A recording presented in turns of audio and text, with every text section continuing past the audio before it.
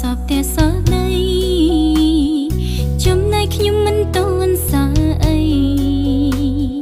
អានាងកូននៅកិនបែបណាការងារខ្ញុំតស៊ូណាស់ដែរតែជីវិតហាក់គ្មានផ្លែផ្កាចាស់ស្រីសព្រមនេះខិនថាពេលណាបើកផ្លូវឲ្យខ្ញុំ